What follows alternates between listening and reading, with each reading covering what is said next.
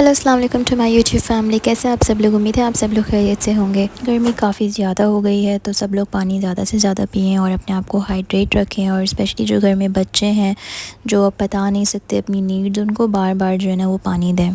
और यहाँ मोहम्मद हमज़ा अपने कज़न्स के साथ थोड़े से अपने कार्टून्स देख रहे थे। अच्छा, आज मैंने सोचा हुआ था कि मुझे जो है वो शलजम गोश्त बनाना है, तो बस मैं वेट कर रही थी कि मुझे वो मौका मिले और मैं बस किचन में जाऊं।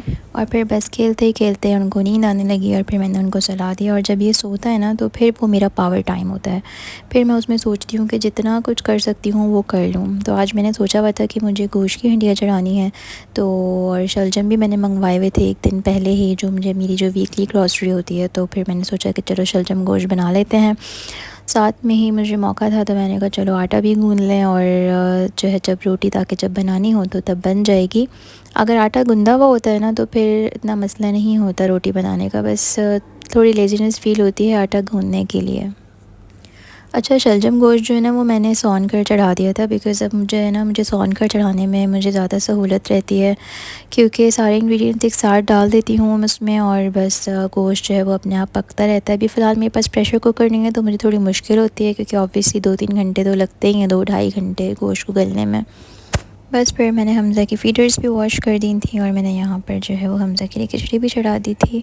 खिचड़ी बस में ये होता है कि मेरी कोशिश ये होती है कि हर अल्टरनेट डे के ऊपर हमज़ा के लिए ना खिचड़ी मैं बना दूँ, क्योंकि अब ऑब्वियसली वो वाली एज उसकी निकल गई है कि मैं उसको जो हो वो सेरेलैक दूँ और ये सारी चीज़ें दूँ। अब उसको थोड़ा-सा मुझे नमकीन की तरफ लेकर आना है। थोड़ी मुश्किल होती है उसको खिलाने में, लेकिन जो है वो इस तरीके से मैं उसको खिला देती हूँ। बस फिर मैंने फटाफट से शावर लिया और अल्लाह का शुक्र अदा किया कि इतनी गर्मी में भी जो है ना हम पानी की सप्लाई अल्हम्दुलिल्लाह है मौजूद। अच्छा, फिर अगर थोड़ा मौका मिल जाता है तो मैं थोड़ी अपनी स्किन केयर भी कर लेती हूँ। ख़ास कुछ है नहीं, बस ये होता है क्योंकि समर्स में बार बार हम फेस अपना वॉश कर रहे होते हैं तो बहुत ज़्यादा ड्राइनेस हो जाती है। तो ये मेरे पास मॉइस्चराइज़र ड्यू मैक्स का और साथ में रोज़ वाटर स्प्रे है, तो ये मैं लाजमी कर लेती हूँ। बस इतना ही मुझे मौका मिलता है करने का, तो ये मैं यूज़ कर लेती हूँ। इससे मेरी स्किन जो है वो काफ़ी रिफ़्रेशिंग मुझे लुक देती है। अच्छा, मेरी ना कोशिश ये होती है कि early start of the day में मुझे जब भी मौका मिल जाए ना, या मौका नहीं भी मिले तो मैं थोड़ा टाइम निकाल कर ना मैं तैयार हो जाती हूँ, बिकॉज़ इससे ना आपके अंदर एक बहुत ही एक अच्छी पॉजिटिव फीलिंग्स आती हैं और स्पेशली आपका कॉन्फिडेंस लेवल इतना बढ़ जाता है कि आप जब भी आते जाते अपने आप को मिरर में देखें और आप अपने आप को जब अच्छा देखते हैं तो ऑटोमेटिकली आपके अंदर एक कॉन्फिडेंस और एक पॉजिटिविटी और एक मोटिवेशन आ जाती है। काम तो सभी ने करना ही होता है, तो क्यों ना अच्छा दिख के काम कर लिया जाए, अपने लिए भी थोड़ा सा हम अच्छा दिख लें। और ये मेरा एवरीडे वेयर के लिए ना फेवरेट शेड है लिपस्टिक का। किसी दिन मैं पूरे अपने मेकअप जो मेरा पाउच है उसका मैं व्लॉग बनाऊंगी। फिर बस नमाज़ पढ़ी ताकि जो है वो एक ज़हनी सुकून मिले। कुछ भी कर लो लेकिन जब तक नमाज़ नहीं पढ़ो तो आपको जो है ना एक मेंटल रिलीफ़ नहीं मिलता। आप इतना सॉर्टेड फ़ील करते हैं जब आप नमाज़ पढ़ लेते हैं। बस यहाँ बीच बीच में फिर अपने खाने को भी देखना होता है और फिर हमज़ा की खिचड़ी भी तैयार हो गई थी। बस फिर इसको थोड़ा सा मैं मैश कर लेती हूँ ताकि बिल्कुल स्मूथ हो जाए, उसको खाने में थोड़ी प्रॉब्लम ना हो। इसमें मैं सिर्फ नमक, एक साबुत काली मिर्च और थोड़ा सा घी बस ये डालती हूँ, इसके अलावा मैं और कुछ नहीं डालती। बस फिर भूख लगना शुरू हो गई थी। हम तो लेडीज़ होते हैं, घर में ही होते हैं, तो दिन में तो ऑब्वियसली जो लास्ट डे का बनाया हुआ होता है, जो लेफ़्ट ओवर होता है वही खाते हैं।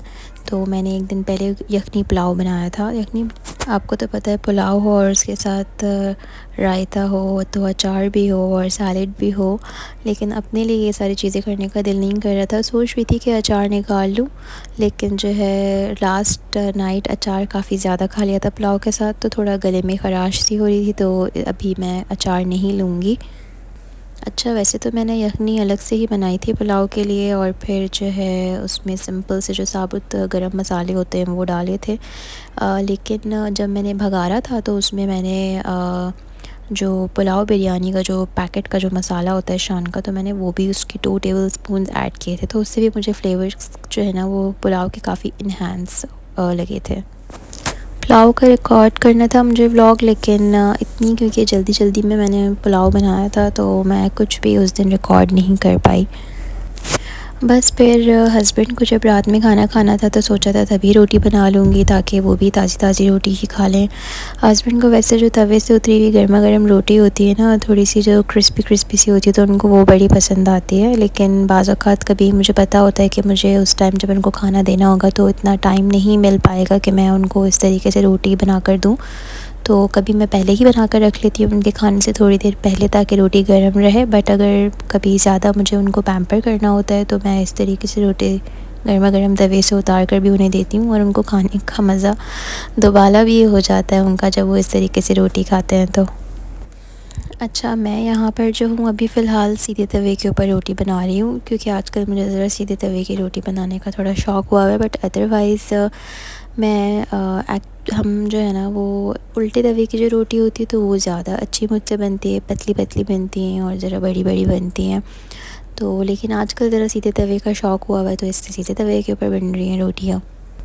अच्छा, मुझे ना शुरू से रोटी बनाना इतना कोई हैसल नहीं लगता, मतलब बस ये होता है कि अगर आटा गूँधा हुआ हो ना तो मुझे रोटी बनाना बहुत आसान लगता है, शुरू से ही, अभी से ही नहीं। तो बस, और एक ये प्रॉब्लम होती है कि आटा गूँधा हुआ हो, और दूसरा ये कि रोटी बनाने के बाद का जो फैलावा होता है, जैसे खुश्की यहाँ वहाँ जो आटे की फैली हुई होती है उसको समेटना और सारे बर्तनों को वापस उसको उनकी जगह के ऊपर पहुंचाना, तो हमेशा से मुझे ये चीज़ थोड़ी मुश्किल लगती है। अदरवाइज़ बनाना मेरे लिए इतना मुश्किल नहीं होता।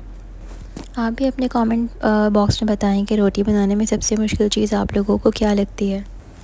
आजकल वैसे गैस आ रही है तो इसलिए रोटी वगैरह भी आराम से घर में मैनेज हो पाती है।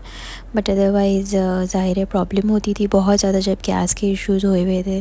तो बस अल्लाह पाक का शुक्र अदा करते हैं कि घर बैठे सारी आसाइश मौजूद है, हर चीज़ मौजूद है, हर इंग्रेडिएंट, हर गैजेट मौजूद है, जिससे हम अपनी दिल चाहे जो चीज़ बना सकते हैं, जो चाहे वो कर सकते हैं। दुनिया में इतने सारे लोग हैं ज़ाहिर है जो पेट भर के शायद खाना भी ना खा पाते होंगे, बिकॉज़ उनके घर में वो सारी चीज़ें, ये सारी नेमतें नहीं हैं मौजूद। तो बस अल्लाह पाक का हमें हर वक्त शुक्र अदा करना चाहिए। अच्छा, मैं जो अपनी एडिटिंग करती हूँ व्लॉग्स की तो वो मैं बाद में करती हूँ, रिकॉर्ड पहले हो जाते हैं। तो ये मैं अपने व्लॉग में बताती चलूँ कि जो शलजम गोश्त बना था वो मज़े का बना था और हस्बैंड को बहुत पसंद आया था। एक्चुअली मैंने बनाया भी उनकी फरमाइश के ऊपर ही था। तो बस जब हस्बैंड खाना खाएं और वो अपने इशारे से या अपने मुंह से ये बता दें कि उनको ये चीज़ पसंद आई है, तो ऐसा लगता है कि आपकी पूरी दिन भर की मेहनत वसूल हो गई। अच्छा, शलजम गोश्त जो है ना वो मेरी मदर इन लॉ को भी बहुत पसंद है, इनफैक्ट उनको भी बहुत पसंद आया था। एक टाइम था जब शलजम गोश्त मेरी फ़ेवरेट डिश हुआ करती थी, बट अब मुझे इतनी कोई ख़ास फ़ैसिनेट नहीं करती। खा लेती हूँ, अच्छा लगता है, घर की तो बनी हुई सारी चीज़ें मुझे अच्छी ही लगती हैं। आप लोग भी बताएं कमेंट सेक्शन में कि आपके घर की बनी हुई फ़ेवरेट डिश कौन सी है। और यूँ ही यहाँ मेरा व्लॉग ये ख़त्म होता है। उम्मीद है आप लोगों को ये मेरा व्लॉग पसंद आया होगा, और अगर आपको पसंद आया है तो प्लीज़ इसको लाइक और सब्सक्राइब करना ना भूलें। अपना बहुत सारा ख्याल रखें ताकि आपके जो इर्द गिर्द के लोग हैं आप उन लोगों का भी ख्याल रख सकें। Till then take care and अल्लाह हाफ़िज़।